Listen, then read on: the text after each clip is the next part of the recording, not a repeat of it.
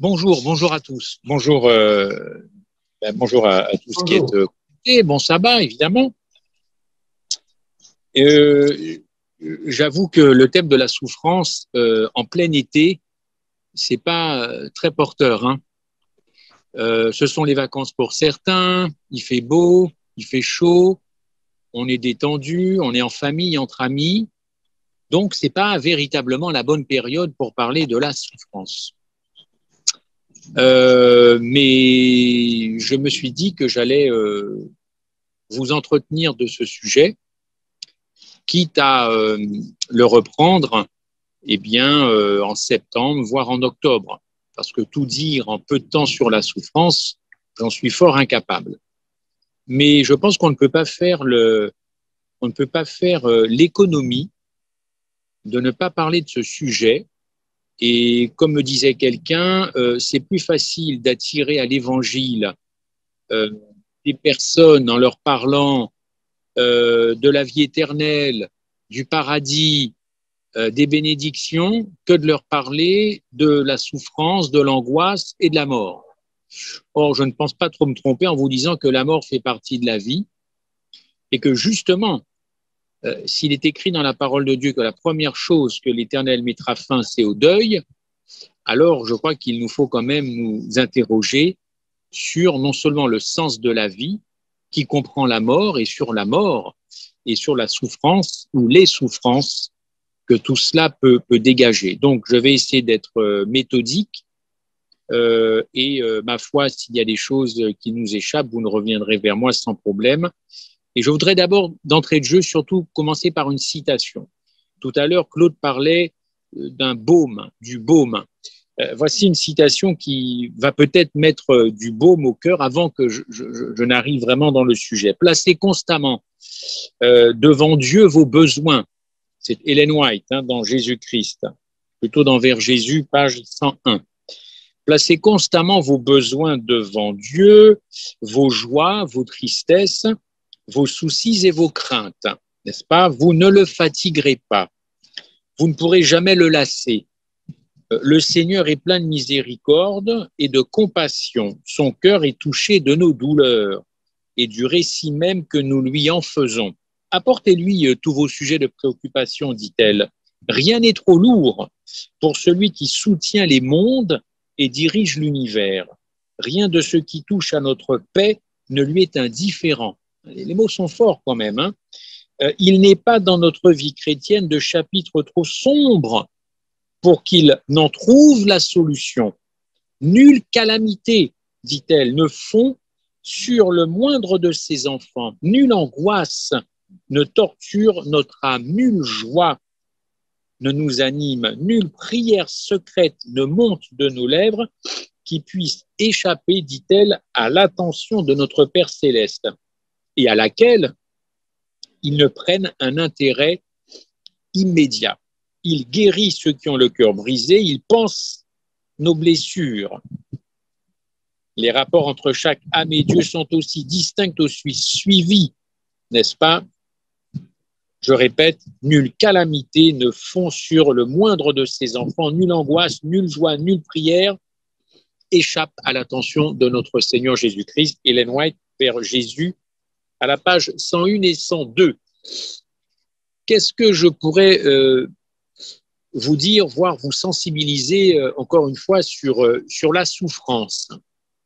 La souffrance, elle prend des formes effectivement toujours nouvelles, tant physiquement d'ailleurs que moralement. On a essayé d'analyser, d'évaluer, de classer, de calmer, d'endiguer toute cette souffrance, mais on ne peut l'éviter. Vous en conviendrez, on ne peut l'éviter. Tout ce qui nous entoure en apporte chaque jour le témoignage. La souffrance continue d'ailleurs de déferler sur le monde avec ces vagues de plus en plus puissantes, n'est-ce pas? Et cette souffrance semble ébranler le monde. Tout à l'heure, Claude nous rappelle la guerre en Ukraine, mais évidemment, d'autres guerres. Et j'ai envie de vous dire, il y en a une qui est particulièrement sournoise. La guerre dans notre cœur. La guerre dans notre cœur. Alors oui, encore une fois, cette souffrance surgit de tous les horizons, si vastes, si variés de notre société, et parfois impossible de lui apporter la moindre consolation. Face donc à l'intensité et à la multiplication de ces manifestations, d'ailleurs de près comme au loin, eh bien, il peut sembler bien présomptueux de prétendre offrir un adoucissement à cette souffrance et donc à ces innombrables victimes. Ainsi, est-ce une tâche à la mesure de l'homme? Écoutez-moi, ce n'est que dans la perspective divine, en nous tournant vers notre Créateur, que l'homme trouvera des réponses à ces fameuses questions qui commencent par pourquoi, pourquoi, pourquoi. Inutile, selon moi, d'aborder ce sujet si l'on ne croit pas en un Dieu suprême, en un Dieu bon, malgré les mystères qui l'entourent. Sans Dieu, la souffrance n'est que néant et amène au néant. La philosophie humaine, les religions non chrétiennes, pardon, qui submergent un petit peu le monde, cherchent en l'homme la force de résister à la souffrance. On déclinera dans quelques minutes les souffrances en général. Mais encore une fois, les religions, la philosophie vous disent tu trouveras la force en toi pour surmonter la souffrance. Parfois, cette souffrance, elle est niée, parfois elle est contournée, parfois on nous demande de la fuir ou on préconise l'insensibilité, voire même d'ailleurs le repli sur soi, n'est-ce pas? Mais jamais, jamais tout cela ne vient résoudre le vrai problème de la souffrance. D'ailleurs, ce n'est pas la démarche de la religion du Christ. Celle-ci, d'ailleurs, la religion du Christ, elle rend fort, n'est-ce pas? Pourquoi? Pour supporter la souffrance, elle aide donc à faire face à cette souffrance, à assumer cette souffrance, à assumer les conséquences de cette souffrance, à guérir, car l'évangile guérit. L'évangile n'est pas que là pour nous offrir la vie éternelle. L'évangile, c'est avant tout la guérison, la restructuration de l'homme, la réforme de l'homme, c'est surtout ça. Et la religion du Christ, oui, aussi parfois cherche à atténuer, si possible, la souffrance. Oui, mais par des moyens avouables. Par des moyens avouables, n'est-ce pas? Et des moyens qui ne ressemblent pas à des compromis ou à une fuite en avant. Oui, la religion du Christ fortifie, encourage ceux qui ploient sous le fardeau des souffrances, des souffrances. Alors, vous le savez, son chef n'a pas été exempt, Jésus-Christ, de la souffrance. Jésus a pleinement assumé la souffrance qu'il a endurée, il a vécu cette souffrance et il en a été finalement victorieux. On est bien d'accord. Et il propose de suivre un chemin, d'ailleurs le même chemin, n'est-ce pas? Encore une fois, l'Écriture tout entière nous parle de la souffrance des hommes, de la malédiction qui a suivi cette désobéissance initiale, n'est-ce pas? Et c'est pour nous aider à supporter le poids des épreuves, des souffrances que son auteur lui-même, Dieu, donc a émaillé tout au long des textes bibliques, des histoires, des promesses, des encouragements, les unes comme les autres réconfortantes, et ainsi nous pouvons conserver l'espérance, c'est ce que nous étudions actuellement et pour 3 mois, nous conservons, en tout cas je l'espère pour vous et pour la majorité d'entre nous, l'espérance de surmonter et de vaincre un jour définitivement la souffrance. Et je vous l'ai dit tout à l'heure, dans Apocalypse 21, verset 4, Dieu dit, il n'y aura plus de deuil, ni de cri, ni de douleur, car les premières choses auront disparu. Apocalypse 21, verset 4, je prends ma Bible et je voudrais avec vous d'ailleurs lire ce texte pour être encore sûr que ce que nous lisons. Apocalypse 21, verset 4, c'est quand même un encouragement terrible ça, n'est-ce pas? Enfin, terrible dans le bon sens du terme. 21, verset 4, je lis, « Il essuiera toute larme ». C'est quand même curieux dans ce verset que Dieu commence par dire qu'il essuiera toute larme, n'est-ce pas?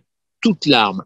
Pourquoi commencer par les larmes, parce que l'Éternel voit la souffrance qui s'exprime par les larmes. Je ne sais pas si c'est un verset qui vous a touché, mais en tout cas, il commence par essuyer nos yeux et ensuite, il n'y aura plus ni deuil, ni plainte. Et le texte dans le Semeur dit ni de souffrance, car toutes ces choses auront définitivement disparu. Apocalypse 24, les larmes, d'abord les larmes. Et oui, la souffrance crée des larmes et Dieu souffre de nous voir souffrir, dû à ses propres souffrances. Nous verrons peut-être cela en septembre. Dieu souffre également. Et j'aimerais que l'on se pose la question, j'avais déjà évoqué ça lors d'une intervention, qui se soucie de la souffrance de Dieu? Qui s'en soucie? Car nous sommes terriblement égoïstes, je le pense, dans nos souffrances. Bon, c'est un autre sujet, mais je crois qu'il nous faut aussi parler de cela, n'est-ce pas? La certitude, revenons au texte, qu'un jour toute souffrance aura disparu, non seulement la nôtre, mais celle de tous ceux qui participent à cet univers, eh bien tout ça sera terminé. Mais, en attendant cela, moi je vois, encore une fois, on a beau me raconter tout ce qu'on veut, il y a de plus en plus de souffrance, de plus en plus de mal-être, de plus en plus de gens perdus, paumés, à l'approche, encore une fois, d'événements eschatologiques très importants, autrement dit la parousie, autrement dit le retour du Christ. J'ai l'impression que plus on va en avant, moins ça s'arrange pour les gens chez eux, dans leur foyer, en couple, avec les enfants. Expliquez-moi cela.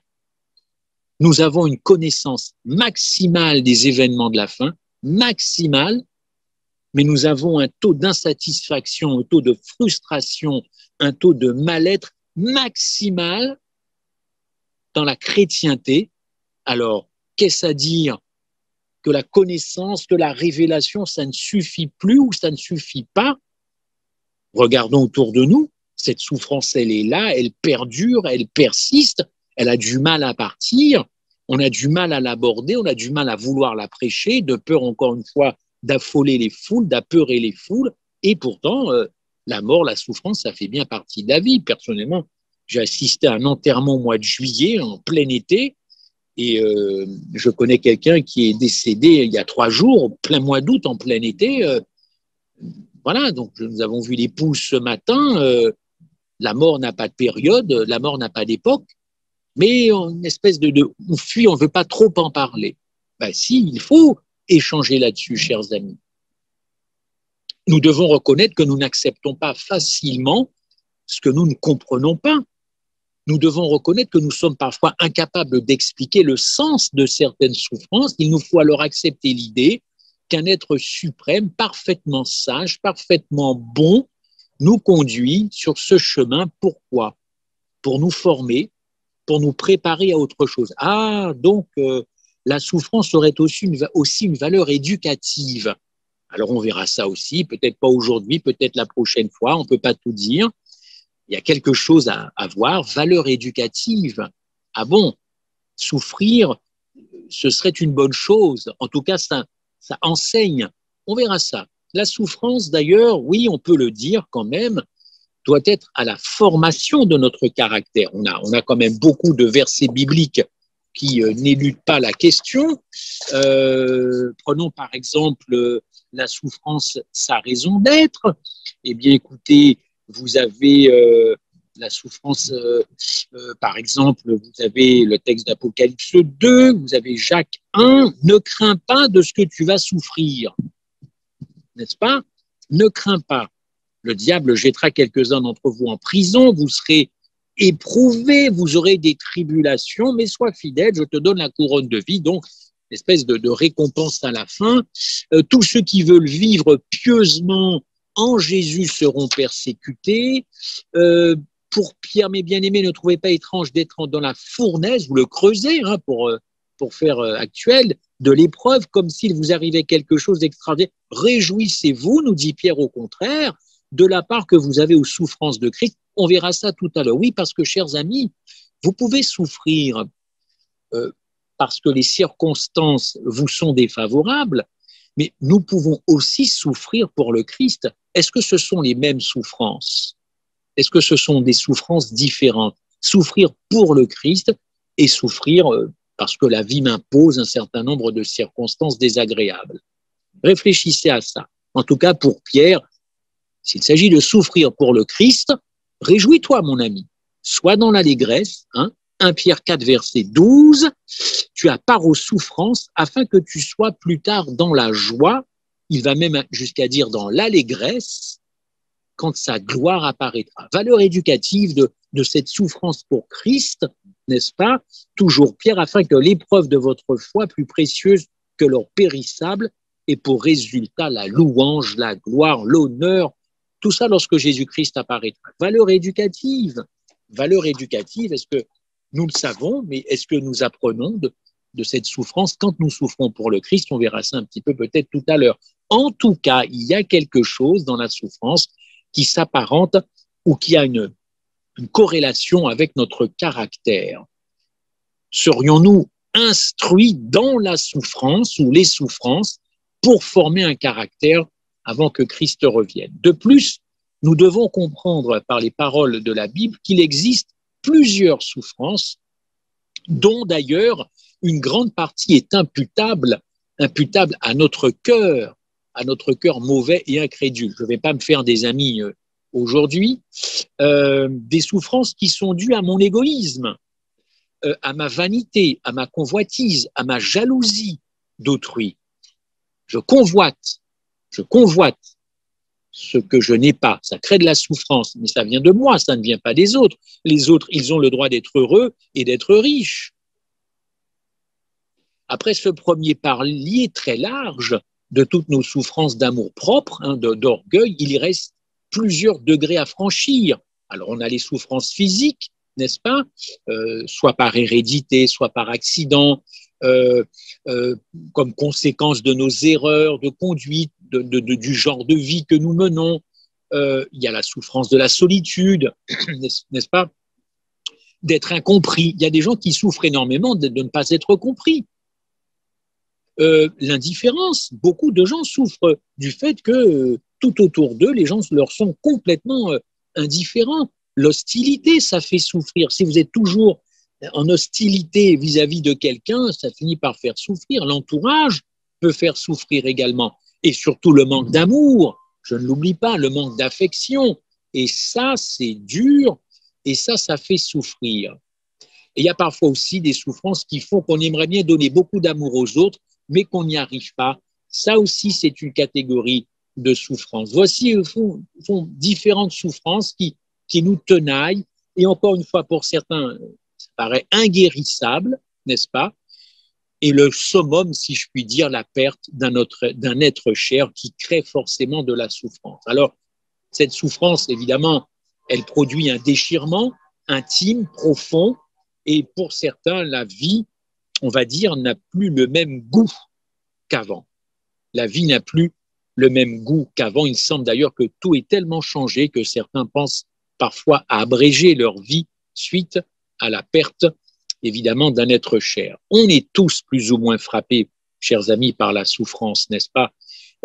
On peut l'être aussi dans notre position sociale, notre profession. Nous pouvons souffrir à cause d'une santé fragile, vulnérable. Nous pouvons souffrir parce que nos besoins ne sont pas satisfaits, que nos projets n'aboutissent pas, que nos amis semblent nous oublier, que nos amis de l'Église, nos frères et sœurs, semblent aussi nous oublier cet été, n'est-ce pas? Nous pouvons aussi souffrir de nos relations sociales, de nos contacts sociaux. Tout cela vient effectivement aggraver et perturber une condition humaine déjà dans un piteux état à l'approche du retour du Christ. Et puis évidemment, je ne suis pas ni médecin ni psychologue, mais parfois tout ça, ça débouche en dépression. Êtes-vous déprimé? Êtes-vous en dépression? Dépression nerveuse, le mal peut-être du siècle avec le mal de dos. En tout cas en France, le mal de dos a été décrété cause nationale. Il faudrait peut-être aussi penser à décréter la dépression nerveuse comme cause nationale suite en plus au Covid, où un pan de la société, sa jeunesse notamment, a complètement dévissé, déverrouillé suite à toutes les mesures restrictives de liberté, n'est-ce pas? Et l'Église est un lieu de souffrance pour beaucoup, n'est-ce pas? Pour beaucoup. Je viens à l'église, mais je souffre. Oh, je ne le montre pas. Hein. C'est pas le moment. Il faut afficher une mine réjouie comme moi, voyez. Mais il y a des gens qui sont véritablement en souffrance, souffrance morale. La souffrance, encore une fois, peut provenir d'une insatisfaction intérieure, souvent mal définie. On trouve peu de remèdes humains. Et si nous sommes heureux, riches, comblés, en bonne santé, j'ai envie de vous dire qu'on pressent que ça ne va pas durer. La Bible, d'ailleurs, nous dit que cet état-là ne va pas durer, n'est-ce pas? Et il suffit parfois d'un simple accident de voiture, comme ça, une journée, en 5 minutes, en 2 minutes, vous pouvez perdre un être cher, vous pouvez perdre votre propre vie. Tous ces changements-là, je pense, hein, ça n'engage que moi, tous ces changements rapides, ça va très très vite aujourd'hui, font qu'on se sente en insécurité. Et tout cela rajoute encore à une certaine anxiété, anxiété de l'avenir, ça rajoute à des craintes, parfois superficielles ou profondes. Et ça rajoute tout cela à nos souffrances.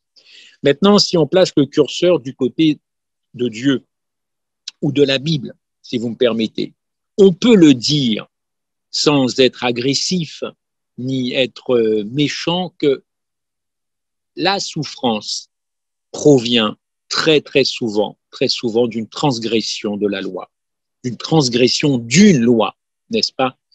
Soit parce que c'est nous-mêmes qui avons transgressé, soit nos ancêtres, notre entourage, nos familles, nos proches, nos femmes, nos épouses, nos maris. Cherchons quand même à creuser. Hein. Une souffrance, ça ne tombe pas du ciel comme ça, n'est-ce pas? Il y a forcément un terreau propice, quelque chose qui était là avant que je me tape la tête contre cette souffrance, n'est-ce pas? D'ailleurs, ça se vérifie lorsqu'il s'agit de la souffrance physique. Lorsque l'homme se place par sa faute dans des conditions défavorables à son bien-être, il en souffre. Il en souffre nécessairement. Et d'ailleurs, Dieu permet cette souffrance parce qu'il sait que cette souffrance peut être salutaire, n'est-ce pas? Si et seulement si ce malade écoute et change de comportement. S'il prend ça comme un avertissement, il changera de comportement. C'est en cela que cette souffrance est salutaire. Et c'est pour ça que Dieu rend service à l'homme, n'est-ce pas? Maintenant, les souffrances collectives, la guerre, parlons-en, Ukraine et ailleurs, les cataclysmes, le dérèglement climatique, la nature, les épidémies, n'est-ce pas? On se trouve évidemment parfois entraîné dans ce tourbillon de pandémies, de clusters et de variants, et que sais-je, hein? Et parfois on se sent très souvent dans cette espèce de tourmente, on ne sait plus trop quoi penser. Une autre forme de souffrance, des catastrophes, dans un quartier, sans pour autant aller jusqu'en Ukraine, une explosion, pas loin de chez vous, un village, une forêt. Nous brûlons en ce moment, la France brûle dans ces forêts. On sent quand même qu'il y a quelque chose qui fait qu'à la base de tout cela, il y a de la transgression de loi, de la loi divine, n'est-ce pas?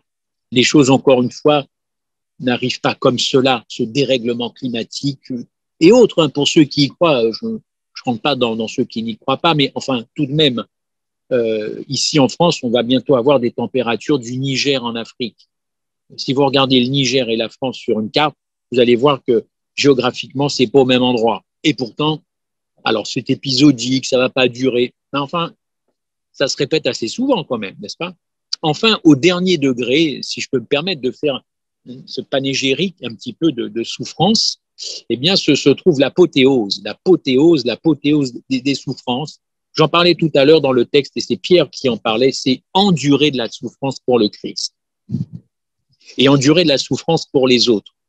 Là, du coup, si ça devient une préoccupation, le Christ, et les autres sont une préoccupation pour vous et que ça crée de la souffrance, alors là, il y a quelque chose dont parle la Bible, dont parlent les écrivains. Eh bien, ça peut créer une sorte de bonheur, ou en tout cas, ça présage de quelque chose de merveilleux. Et ça s'appelle l'agapé. Avoir le soin des autres, avoir le soin pour le Christ, c'est pas naturel pour quelqu'un qui n'est pas né de nouveau. C'est pas du tout naturel. Cet agapé-là, parce qu'il y a de l'agapé là-dedans, ça peut vous faire mal. On peut souffrir pour les autres quand on voit ce qu'ils deviennent et souffrir pour le Christ quand on défend sa cause, n'est-ce pas? Mais il y aura du bonheur dans tout cela, du bonheur futur et peut-être du bonheur en miettes, mais ça restera du bonheur parce que ça, c'est véritablement une souffrance à laquelle Dieu est très, très sensible, j'imagine. C'est ça l'agapé, c'est ça le ciel. C'est comme ça d'ailleurs que fonctionne le trio céleste, n'est-ce pas? Et j'ai envie de vous dire que si nous voulons du ciel, eh bien alors commençons déjà à prendre soin de Dieu et à prendre évidemment soin des autres, même si ça nous apporte quelques souffrances. D'ailleurs, c'est Pierre qui le dit encore, si vous souffrez ainsi, vous êtes heureux. Oh, ah bon, souffrir pour Christ, c'est du bonheur. Ben oui, nous dit Pierre, il sait de quoi il parle. Si vous souffrez ainsi, vous êtes heureux car l'esprit de gloire, l'esprit de Dieu repose sur vous. Ces souffrances-là, elles sont peut-être assez fréquentes, en tout cas plus qu'on ne le croit. Souffrir pour le Christ, ça c'est quelque chose. Ça c'est c'est comme un privilège. C'est cette cohorte, une cohorte qui fait peu au fond, peu, on va dire, de cas de cette vie ici-bas. Voilà. Peu de cas du bonheur, du confort, des aises. Et finalement, on est plus attiré par les autres, encore une fois, par Dieu, que par notre petite vie ici sur cette terre. Il y a un auteur que j'aime beaucoup qui a écrit ce livre, Le Révolutionnaire. Je le montre à la caméra, Le Révolutionnaire. Si vous voulez en savoir plus, venez vers moi et je vous enverrai vers lui. Et je voudrais dire cela, le lire parce que, avant de vous parler d'autre chose, parce qu'il faut aussi, quand on parle de ça, être très au clair. Voici ce que dit cet auteur, ce théologien, ce philosophe, évidemment. Voici ce qu'il dit. Il fait une remarque dans ce livre, il dit que beaucoup de croyants pleurent et souffrent pour eux-mêmes et à cause d'eux-mêmes, mais pas forcément selon le Christ ou pour le Christ, n'est-ce pas? Or, si vous considérez attentivement les difficultés par lesquelles ces personnes passent, vous verrez qu'ils souffrent et ils pleurent pour les mêmes raisons que ceux qui ne connaissent pas le Christ. Vous voyez, donc pour l'instant, pas de différence. En d'autres termes, ces personnes, croyants, ils ont les mêmes problèmes que les non-croyants. Et parfois, ils réagissent de façon pire que les non-croyants. Faut-il dire dans ce cas qu'ils souffrent pour le Christ au nom du Christ? Non. Soyons catégoriques, non méchants, mais non. Car s'ils souffrent pour le Christ, dans ce cas, les non-chrétiens qui ont les mêmes problèmes souffrent aussi pour Christ, ce qui n'est pas vrai. Ils connaissent tout simplement les mots, M-A-U-X, qui sont communs à tous les êtres humains, sans que le Christ ait quoi que ce soit à y voir là-dedans. Donc, confie-t-il, méfions-nous de l'apitoiement sur soi. Je vous parlais tout à l'heure d'une souffrance quasiment égoïste, c'est-à-dire que je suis à l'origine de ma souffrance, et quand je souffre, je vais demander au public de compatir à ma souffrance. Donc, j'attire les regards sur moi, j'attire la lumière sur moi, et c'est encore moi qui suis le centre, alors que j'ai créé ma propre souffrance ou les conditions de ma propre souffrance, n'est-ce pas? Donc, méfions-nous de ceux qui s'apitoient sur leur sort. Je rajouterais, méfions-nous de ceux qui jouent tout le temps les victimes. Ils sont tout le temps les victimes de la société, les victimes du monde, les victimes de la terre, les victimes de tout.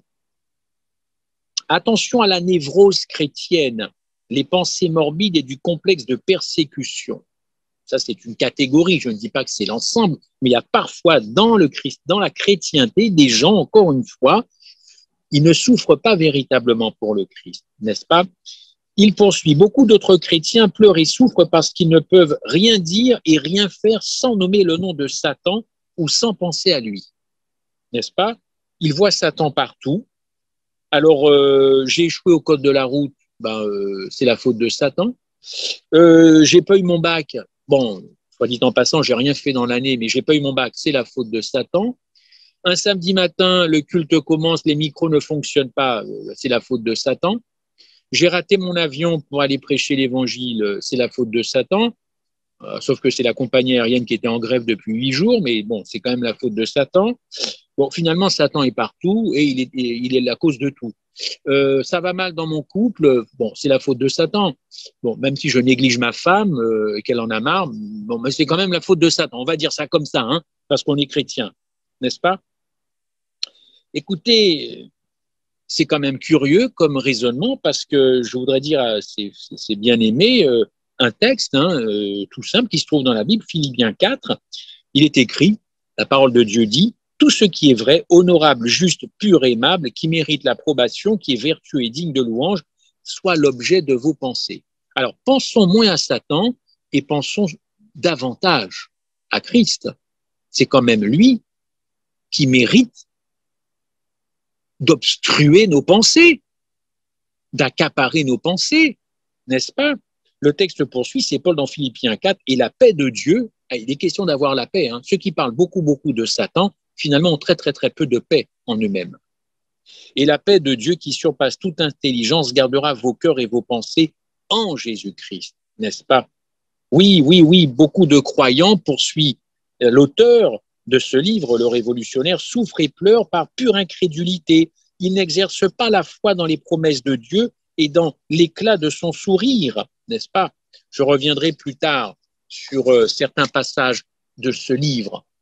Oui, alors souffrir pour Christ, c'est quelque chose, mais ce n'est pas forcément ce à quoi on pense. J'avance un petit peu. Chers amis, lorsque l'on se conduit mal et qu'on n'en voit pas les conséquences, on a tendance à croire qu'on jouit d'une impunité miraculeuse de Jésus et qu'on est quelque part favorisé, n'est-ce pas? Et on est enclin parfois à abuser de ça. Si les effets de nos actes répréhensifs tardent à venir, à se faire sentir, cela ne signifie pas qu'ils ne se manifesteront pas un jour. La note sera d'autant plus lourde à payer, n'est-ce pas, qu'elle comprendra une longue récapitulation de toutes nos transgressions, n'est-ce pas? Nos souffrances ne sont nullement cependant une menace que Dieu brandit pour nous punir ou pour nous maintenir dans le respect de sa loi, pas du tout. Mais il se sert de ce moyen, encore une fois, pour nous remettre dans le droit chemin, n'est-ce pas? Et là, j'attire votre attention sur une conception qui est absolument erronée de chez erronée, que je ne partage pas. D'ailleurs, c'est impossible de partager ça. J'espère d'ailleurs que vous ne partagerez pas cela. C'est croire que nos souffrances expient nos fautes.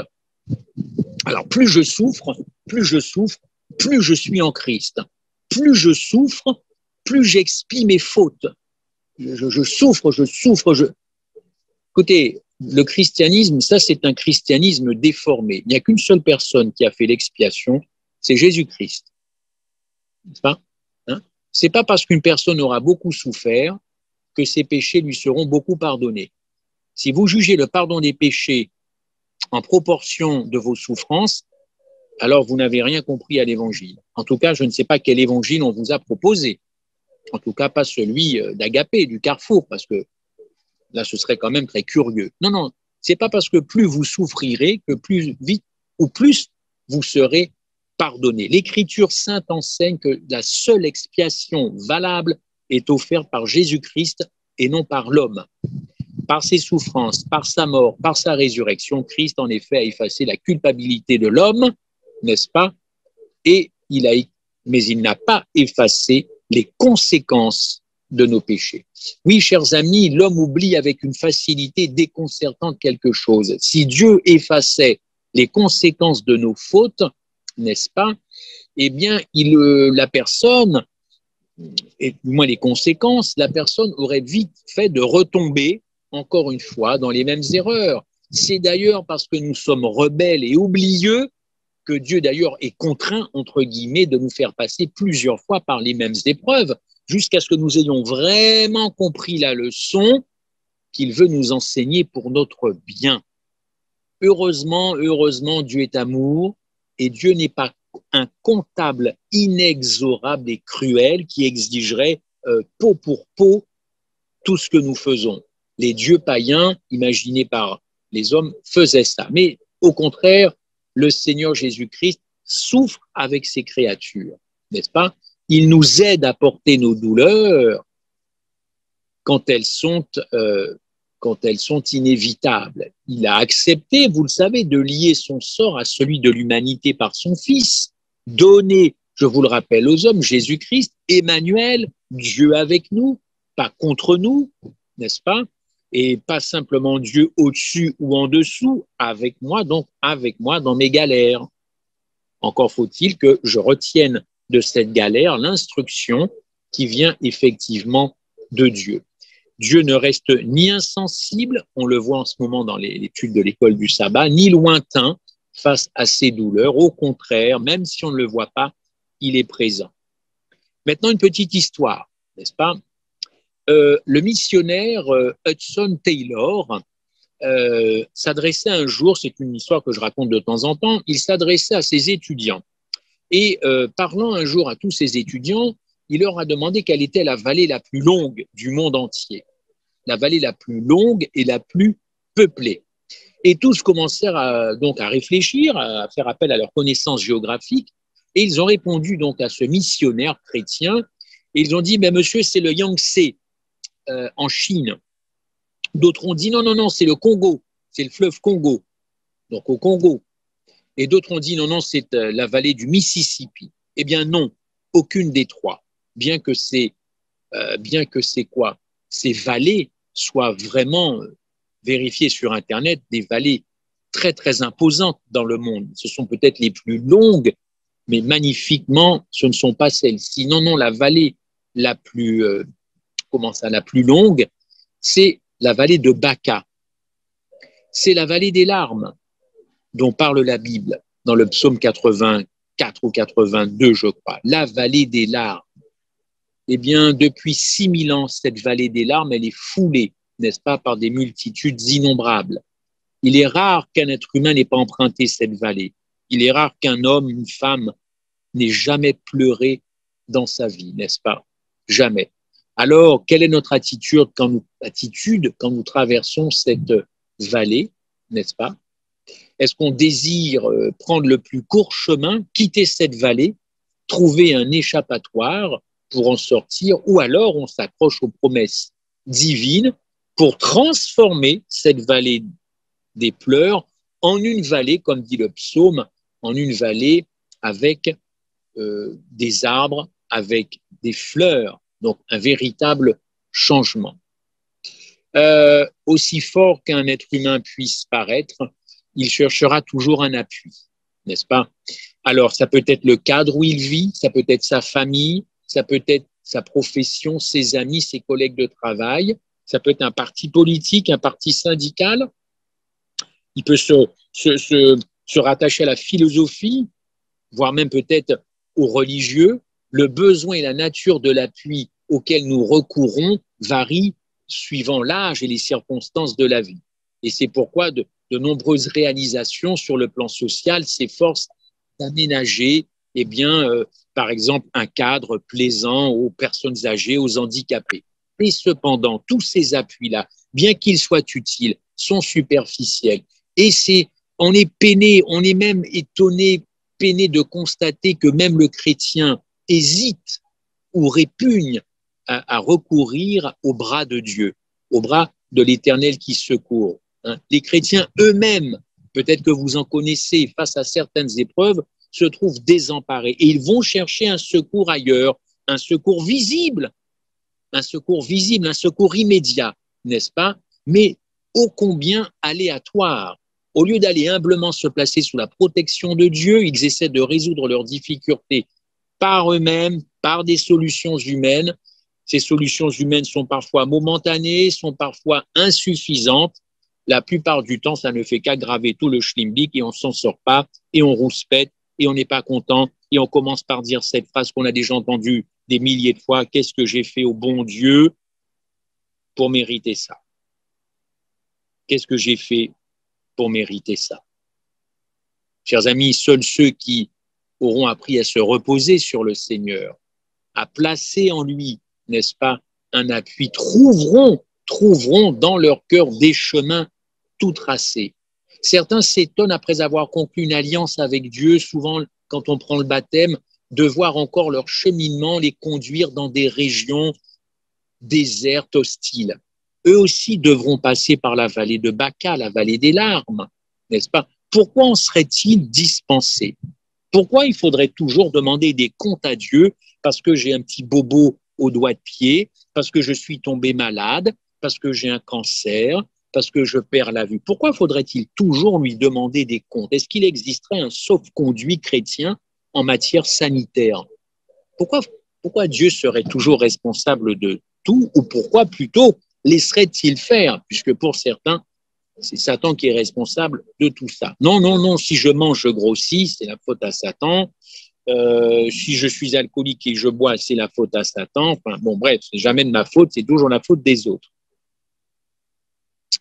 Je crois qu'il nous faut vraiment comprendre ce que c'est que la souffrance, non pas peut-être pour toujours tout expliquer, je ne vais pas me dédire, puisque j'ai dit qu'il y a des souffrances qu'on n'explique pas. Mais attention à la façon dont on parle de la souffrance, car j'ai bien peur qu'on y apporte plus de confusion auprès de ceux qui sont déjà confus dans leur tête que de véritables réponses, des réponses qui se trouvent dans la Bible, même si la Bible, ce n'est pas ni le Vidal, hein, ni le document pour les médecins, j'oublie, ça me reviendra, n'est-ce pas? Ah, chers amis, cette vallée de Baca, elle est dans la Bible, elle est dans les psaumes, pour conclure. Mais si vous allez à la fin du texte, il faut la traverser, il faut la quitter, cette vallée de Baca. Nous ne sommes pas amenés à rester dans cette vallée des pleurs toute une vie chrétienne. Cela n'aurait évidemment aucun sens. Il faut la quitter, cette vallée de Baca. Or, je constate, vous aussi peut-être, qu'il y a des chrétiens qui sont dans cette vallée de Baca. Et c'est tout le temps dans le larmoiement, tout le temps dans les pleurs, tout le temps dans les gémissements, tout le temps dans les reproches, tout le temps dans...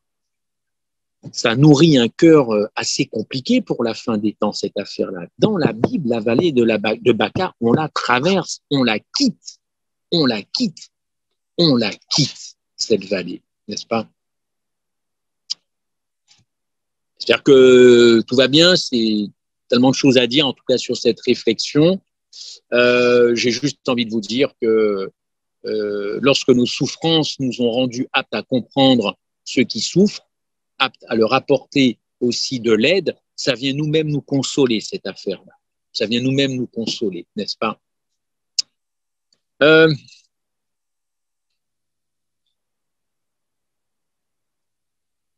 Oui, cette phrase, je vous l'ai dit, qu'ai-je fait au bon Dieu? Qu'ai-je fait donc pour souffrir, n'est-ce pas? Tous ceux qui raisonnent comme cela se sont plutôt très peu préoccupés de Dieu quand tout allait bien dans leur vie. Elles n'ont pas songé à lui, elles ne lui ont pas fait des câlins. Ces personnes n'ont pas été reconnaissantes pour les privilèges dont ils jouissaient. Puis là, subitement, soudain, boum, ils se souviennent de lui et le rendent responsable, évidemment, de tout cela. C'est une attitude très humaine, mais ce n'est pas une attitude chrétienne d'une personne née de nouveau. C'est déjà d'ailleurs c'était l'attitude d'Adam en Éden, rappelez-vous, évidemment. Alors, je vous propose de compter les bienfaits de Dieu, et pas simplement quand nous chantons ce cantique, n'est-ce pas, hein, répertorier tous les avantages, n'est-ce pas, dont il nous a dotés depuis le début, avantages que nous ne méritons pas d'ailleurs, n'est-ce pas, compter les bienfaits de Dieu pour un mieux-être avec lui, évidemment, puis surtout avec les autres, évidemment. Et tout cela, mis bout à bout, nous rendrait joyeux. Même dans l'affliction, même dans la douleur, même dans la peine, même dans les pleurs, ça nous rendrait joyeux. Ça atténuerait. Cela attendrirait mon cœur de voir tout ce que Dieu a déjà fait pour moi. Et puis, encore une fois, ça dégagerait de ma bouche des reproches qui seraient faits à Dieu dans un égoïsme satanique, dans un égoïsme luciférien, n'est-ce pas?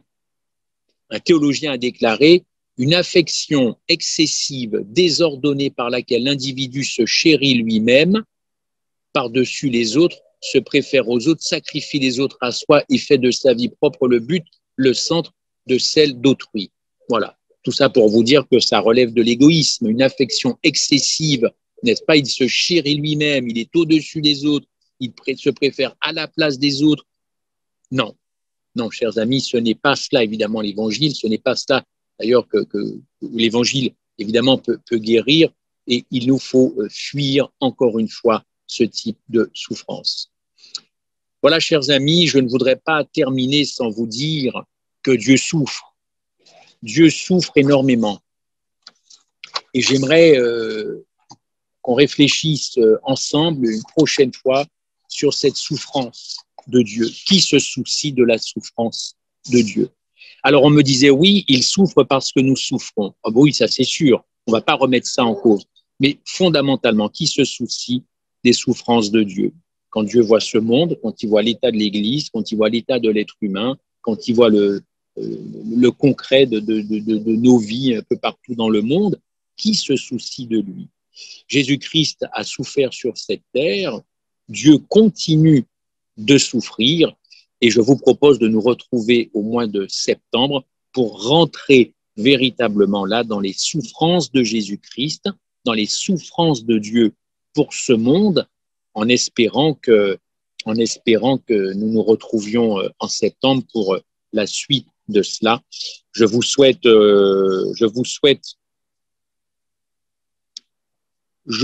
si vous souffrez, de prendre la mesure de cette souffrance, de la déposer aux pieds de Dieu et de faire des souffrances du Christ, des souffrances de Dieu le Père et du Saint-Esprit, l'objet de nos pensées, de notre réflexion et de penser surtout aussi beaucoup aux autres. Beaucoup aux autres. C'est pas évident, c'est pas facile, mais nous ne sommes pas les seuls, encore une fois, sur cette terre, et rendre à cette souffrance son aspect très spirituel. Nous sommes des témoins dans nos souffrances de l'existence d'un Christ d'amour. C'est ce que je vous souhaite en tout cas, si le malheur devait s'abattre sur moi et sur vous, que nous soyons tous unis et surtout réjouis de pouvoir être dans ces situations un puissant témoignage de l'existence de Dieu. Amen.